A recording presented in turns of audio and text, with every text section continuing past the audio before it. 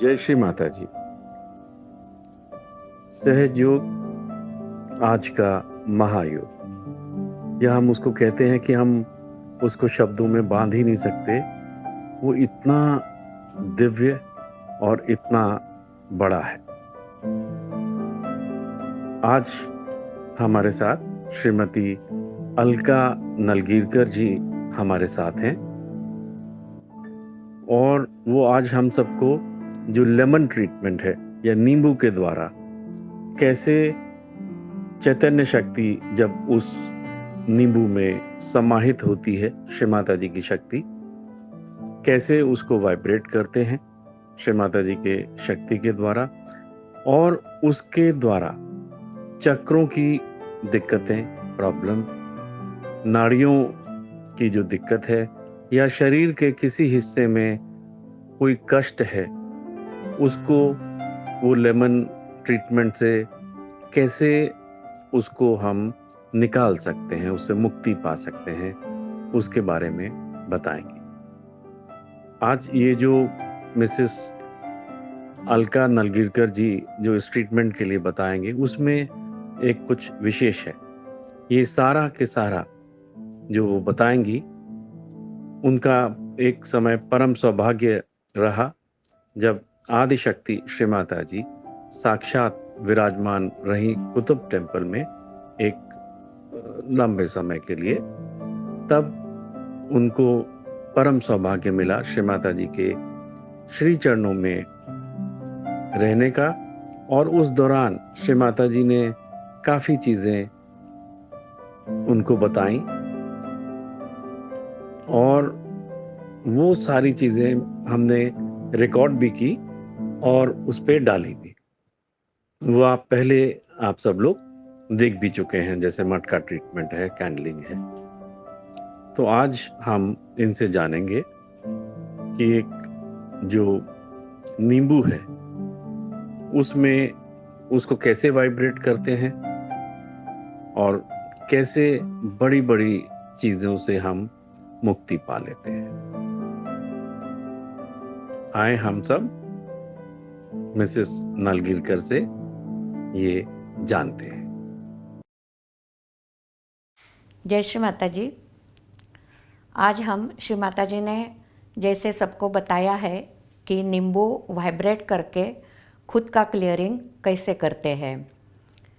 सबसे पहले हम नींबू लिया है, इसका जो पोर्शन डंडल को चिपका हुआ होता है वहाँ एक हल्का सा हार्ड पोर्शन होता है, उसको नाखून से हम निकाल लेते हैं, उसको छुरी से काटना नहीं है। फिर वो पोर्शन ऊपर करके हम उसको वाइब्रेट करने के लिए श्री माता जी के फोटो के सामने रखेंगे।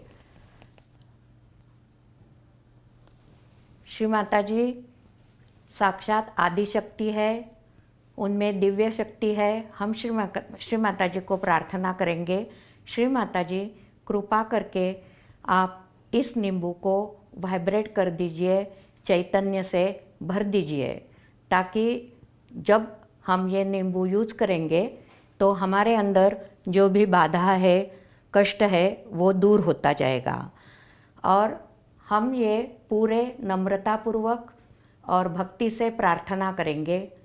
जब हमको हल्का लगने लगेगा, अच्छा लगने लगेगा, तो हम नींबू तुरंत उठा सकते हैं या 5-10 मिनट श्री माता जी के फ़ोटो के सामने भी रख सकते हैं। कितना टाइम रखना है इसका कोई एग्जैक्ट प्रमाण नहीं है। जब आपको लगे कि अब हमारी प्रार्थना श्री माता जी के चरणों पे पहुंच गई है, नींबू चैतन्य से भर गया है, तो हम ये नींबू लेके, यदि हम उस टाइम मेडिटेशन करना चाहते हैं तो श्री माता जी के फ़ोटो के सामने दिया होगा, हम ज़मीन पे बैठेंगे या जो ज़मीन पे नहीं बैठ सकते हैं वो कुर्सी पे या मोड़े पे बैठ सकते हैं, लेकिन उसकी लेवल श्री माता जी के चरणों के फ़ोटो से नीचे होनी चाहिए। फिर हम लेफ़्ट हैंड श्री माता जी की तरफ करेंगे, राइट हैंड में ये नींबू रखेंगे, जहाँ से हमने वो डंठल का पोर्शन होता है वो निकाल लिया है। वो पोर्शन हम हमारे चक्र के ऊपर रखेंगे। समझ लो किसी का नाभि चक्र लग रहा है कि यहाँ कष्ट है, दर्द है, तो हम वो पोर्शन नाभि चक्र के पे रख के, लेकिन हमारा पूरा चित्त श्री माता जी के चरणों में होना चाहिए। नम्रता से, भक्ति से हम श्री माता जी को प्रार्थना करेंगे, श्री माता जी कृपा करके इस जगह पे, इस चक्र पे जो भी कष्ट है, बाधा है, श्री माता जी कृपा करके इसको निकाल दीजिए। नींबू की ट्रीटमेंट ये जो है वो सिर्फ लेफ़्ट साइड के लिए है ऐसा नहीं। समझ लो आपको राइट साइड में भी कहीं दर्द है, समझ लो आपको यहाँ दर्द है, तो आप नींबू राइट हैंड में लेके, लेफ्ट हैंड में लेके राइट हैंड श्री माता जी की तरफ करके आप यहाँ लगा सकते हैं और श्री माता जी को प्रार्थना कर सकते हैं। श्री माता जी, मुझे यहाँ दर्द है, जिस बाधा के वजह से दर्द है, श्री माता जी कृपा करके वो सारी बाधा निकाल दीजिए। कभी हमारी आज्ञा पकड़ी हुई है तो हम लेफ्ट हैंड श्री माता जी की तरफ करके हम आज्ञा पे नींबू रख के भी वाइब्रेशंस दे सकते हैं। बैक आज्ञा लग रही है तो यहाँ भी दे सकते हैं। मतलब सिर्फ लेफ़्ट के लिए ये ट्रीटमेंट नहीं है, राइट में भी आपको कहीं भी तकलीफ़ है, बाधा है, कष्ट है, तो आप ये तरीका जो श्री माता जी ने कहा है वो उपयोग में ला सकते हैं। ये नींबू हम ध्यान कर रहे हैं तब भी हाथ में लेके इसको हमारा क्लियरिंग कर सकते हैं। लेफ़्ट हैंड में जो सहस्रार का पोर्शन है वहाँ ये दंडल वाला हिस्सा रख के हम कर सकते हैं। इससे हमारे सारे चक्रों के ऊपर जो भी बाधा है वो निकल जाती है। एक दिन भर ये नींबू, एक नींबू रखा तो भी अच्छी बात है, लेकिन कभी कभी समझ लो हमारे अंदर ज़्यादा कष्ट है, बाधा है, तो ये नींबू थोड़ा सा कलर बदल जाता है, कभी कभी हार्ड हो जाता है, कभी बहुत ही सॉफ्ट सा हो जाता है। तब हमने उस नींबू को हटा देना है। उसको एक आधे कागज़ में, कागज़ के लिफाफे में डाल के उसको डस्टबिन में फेंक देना है। लेकिन जब हम नींबू लेते हैं तब याद रखना है कि नींबू दाग रहित हो, कहीं कटा हुआ वगैरह ना हो और स्वच्छ हो, वही नींबू हमने यूज़ करना है। तभी वो पूरे तरह से वाइब्रेशन श्री माता जी के फ़ोटो से जो आते हैं वो सब कर लेता है। श्री माता जी ने ये सिर्फ नींबू की ट्रीटमेंट बताई है, लेकिन काफ़ी लोग ऐसे करते हुए देखे हैं कि एक हाथ में नींबू रखते हैं, एक हाथ में हरी मिर्च रखते हैं, लेकिन वैसा बिल्कुल नहीं करना है। श्री माता जी ने कभी ऐसा करने को कहा नहीं है, ऐसी जानकारी हमें नहीं है।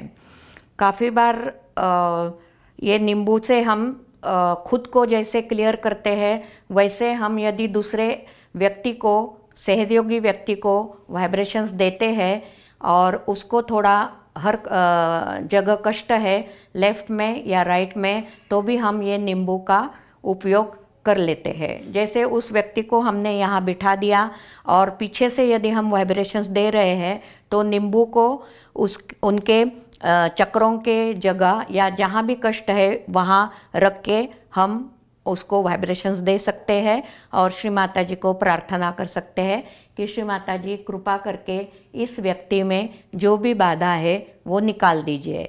लेकिन ज़्यादातर खुद ही यूज करो, क्योंकि जिसको आप दे रहे हैं वो व्यक्ति सहयोग में अच्छी तरह से ध्यान धारणा करता है ना, ये भी देखना चाहिए। ये जो नींबू की ट्रीटमेंट श्री माता जी ने बताई है, ये साबुत नींबू चाहिए। साबुत नींबू से ये सारी ट्रीटमेंट करनी है। नींबू को काट के एक हाथ में रखो या और कहीं रखो, ऐसा श्री माता जी ने नहीं कहा है। सिर्फ साबुत नींबू से ही हमारी ट्रीटमेंट हमने खुद ने करनी चाहिए। ये नींबू हमने वाइब्रेट करने के बाद दिन भर हमारे पास भी रख सकते हैं। सिर्फ ये नहीं कि हम मेडिटेशन कर रहे हैं तभी रखना है। और जो लोग दिन में फ्री नहीं है, ज़्यादा टाइम नहीं मिलता है, तो आप रात को सोने से पहले या जब आपको टाइम मिले तब श्री माता जी के फ़ोटो के सामने वाइब्रेट होने के लिए रख दीजिए। फिर सुबह उठने के बाद जो ऑफिस वगैरह जाते हैं तब वो नींबू अपने साथ लेके श्री माता जी को प्रार्थना करके, श्री माता जी ये नींबू आपने वाइब्रेट कर दिया, ये इसलिए मैं आपकी अत्यंत आभारी हूँ, और दिन भर अपने साथ रखिए, अपने पॉकेट में वगैरह रखा तो ज़्यादा अच्छा हो जाएगा। जय श्री माता जी।